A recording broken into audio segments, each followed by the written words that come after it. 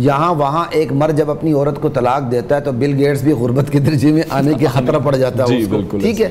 تو یہ ایک بہت بڑی زیادتی ہے۔ میں کہہ رہا ہوں ہمارے ملک میں بھی ایک دو دہائیوں کے بعد یہ وقت آنے والا ہے جب اسی نیو چینل کے باہر مرد بینر لے کے کھڑے ہوں گے کہ ہمیں ہمارے حقوق دیے جائیں، ٹھیک ہے نا؟ یہاں ظالم مظلومیت کے نعرے لگا کے خود ظالم بن کے آگے نکل جاتا ہے۔ میں اب دیکھیں، میں سیدھی سی بات بتاتا ہوں، آپ کے ساتھ بیٹھ کے میرے لیے بات کرنا آسان ہے اور میں کسی خاتون کو ٹارگٹ نہیں کر رہا، وہ خاتون میری ماں بھی ہے، وہ خاتون میری بہنیں بھی ہیں، وہ خاتون میری عزیزیں بھی ہیں، لیکن بات ہے آپ کی جگہ یہاں ایک خاتون بیٹھی ہو نا، خدا کی قسم کھا کے کہتا ہوں آپ کی اس ٹی وی کا اپنا مشاہدہ ہے، میری اس سے بات مشکل ہو جاتی ہے۔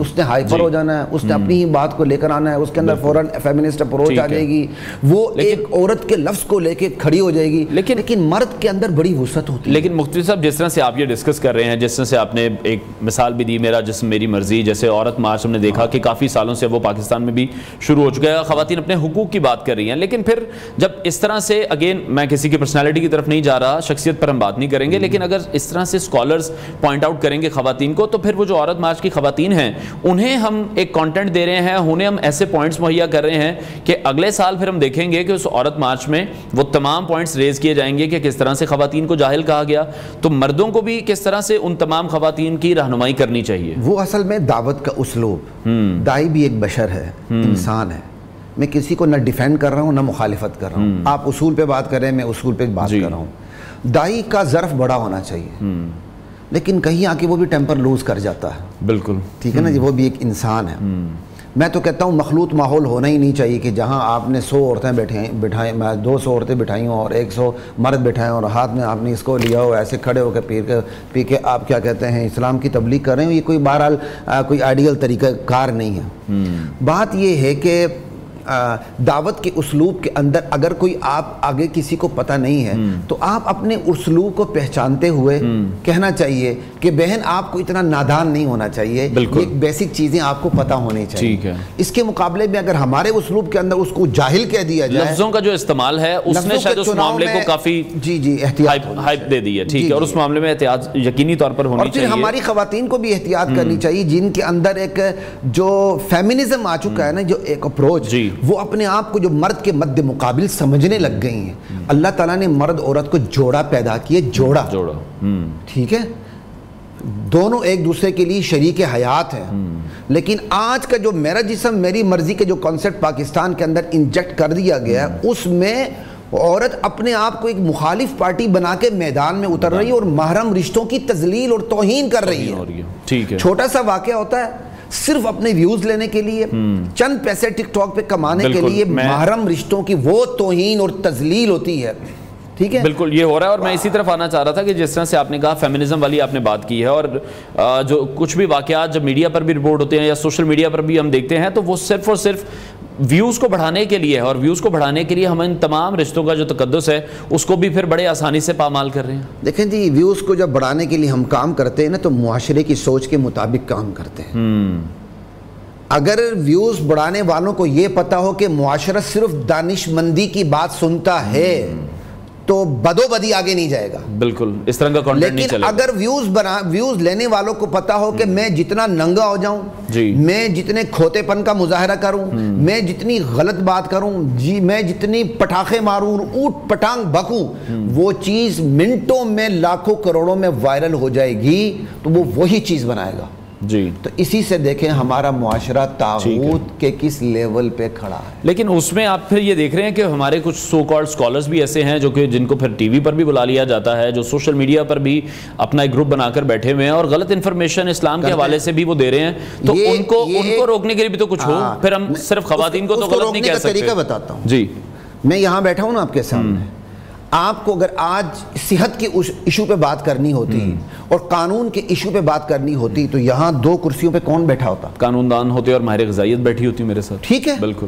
لیکن ظالم یہ میڈیا بھی ہے، اس نے بات کرنی ہوتی ہے دین پہ، بلاتا ہے انجینئر کو, بلاتا ہے ڈاکٹر کو, بلاتا ہے ریٹائرڈ آفیسر کو جس کے پاس گھر میں کام کاج کرنے کے لیے کوئی نہیں ہوتا, بیوی اس سے لفٹ نہیں دیتی یا بیوی اس کی فوت ہوئی ہوتی ہے. اب وہ قرآنی لٹریچر پر ہاتھ مارتا ہے, اسے روکنے والا کوئی نہیں ہوتا. اب آپ یہاں بیٹھے, آپ کسی ڈاکٹر سے, طبیب سے, ماہر غذائیت سے بات کریں گے نا, تو آپ یہ کہتے ہوئے بات کریں گے کہ سر آپ بتائیں یہ آپ کی اسپیشلٹی ہے, لیکن دین کی بات ہر ایرا غیرہ نتھو خیرہ عالم مجتہد فقیہ سب کچھ بنا ہوتا ہے. وہ آکے کہتا ہے ان علماء کو کیا پتا. لیکن پھر انہی علماء کی وجہ سے جو خواتین کی بات کر لیں یا مردوں کی بات کر لیں, پھر وہ غلط راستے پر چل رہے ہیں, پھر ان کا کیا قصور؟ دیکھیں جی, ہر شعبے میں اچھے برے بھی ہوتے ہیں. کیا جیلی ڈاکٹر نہیں ہے, کیا جیلی حکیم نہیں ہے, کیا آپریشن غلط نہیں ہو رہے؟ لیکن جب آپریشن غلط ہوتے ہیں کہیں نہ کہیں کوئی گرفتار ہو جاتا ہے. یہاں پر جو اسلام کے حوالے سے غلط بات کر رہا ہے اس کو تو کھلی چھوٹ ملی ہوئی ہے. کوئی گرفتار نہیں ہوتا, کچھ بھی نہیں ہوتا اس معاشرے میں. اس معاشرے میں سب سے مظلوم اور یتیم دین ہے. دین کے نام پہ آپ کسی کو بٹھا دیں, بات کر لیں, جو اینکر ہے وہ بھی عالم دین بن جاتا ہے آگے سے, اور اتنی بڑی ڈز مارتے ہیں اور اتنی بڑی اوپینین دے رہے ہوتے ہیں, اور قرآن کا لفظ غلط پڑھ رہے ہوتے ہیں, حدیث کا لفظ غلط پڑھ رہے ہوتے ہیں, آیت غلط پڑھ رہے ہوتے ہیں. یہاں کے بڑے بڑے مشہور اینکر ہیں, ہم کہتے ہیں یار ہاتھ باندھ کے آپ قرآن کا ترجمہ پڑھ لیا کرو, لیکن جب قرآن کی آیت پڑھتے ہو تو خدا کے بندو آیتوں کو تو آپ توڑ کے رکھ دیتے ہو. لیکن یہاں اب دیکھیں اس معاشرے میں آپ انگلش کا لفظ غلط بولیں جو آپ کی زبان نہیں ہے, سارا معاشرہ ہنستا ہے, لیکن ہم مسلمان ہیں, ہم بحیثیت مسلمان, میری سب سے پہلی زبان عربی ہے. ٹھیک ہے, وہ آتی نہیں, اخلاص نہیں آتی, سورہ اخلاص. آپ کے کیا کہتے ہیں, ایک وزیر جو فوت ہو گئے ہیں اللہ ان کی بخشش کرے, اس نے کہا جی پہلے میں نے سورہ اخلاص غلط نہیں پڑھی تھی, وہ ویڈیو بنائی گئی تھی, اب میں آپ کو پڑھ کے سناتا ہوں. اس بندے نے پڑھ کے پھر دوبارہ ڈز مار دی, پھر غلط پڑھ دیا. آپ کا معاشرہ تو یہ, آپ کے معاشرے میں دعائے قنوت تو پل صراط ہے. مجھے بتائیں کتنی اولاد ہے اگر اس کا باپ یا اس کی ماں فوت ہو جائے ان کی, وہ جنازہ پڑھ سکیں؟ ٹھیک ہے, کتنے لوگ کھڑے ہیں جو مقابلوں کے امتحان دیتے ہیں, لیکن ان کو کھڑا کر کے آپ پوچھ لیں آپ مسلمان کیوں ہیں, غیر مسلم کیوں نہیں؟ ٹھیک ہے, واللہ بہت بڑی تعداد نہیں بتا سکے گی. صرف اتنا ہی جواب ہوگا ایک ملحد کی طرح. ملحد یہی کہتا ہے یار فلاں عیسائی گھرانے میں پیدا ہوا تو عیسائی ہو گیا, فلاں مسلمان گھرانے میں پیدا ہو گیا تو مسلمان ہو گیا. لیکن پھر مفتی صاحب ان تمام چیزوں کے پیچھے آپ کیا سمجھتے ہیں, یہ ہماری حکومت کی کوتاہی ہے, یہ معاشرہ ہمارا اس طرح کا بن چکا ہے؟ معاشرہ اس طرح کا تھا تو نہیں تھا, معاشرے کے ہر شعبے کی کوتاہی. یہ ملک کس کے نام پہ بنا؟ لا الہ الا اللہ محمد. اب میں آپ کو دکھتی رکھ پہ ہاتھ لگانے لگا ہوں. لا الہ الا اللہ جس سیاسی پارٹی کا دعویٰ ہے کہ ہم نے پاکستان بنایا, 1940 کے انتخابات میں اس نے جرلو پھیلا جیتا, اس کے سیاسی منشور میں مجھے لا الہ الا اللہ دکھا دیں. یہ تو موچی دروازے کا نعرہ بتاتے ہیں وہ. ٹھیک ہے, ان کے سیاسی ایک ہوتا نا, آپ آتے ہیں تو آپ اپنا منشور لے کے آتے ہیں, ان کے سیاسی منشور میں لا الہ الا اللہ دکھا دیں.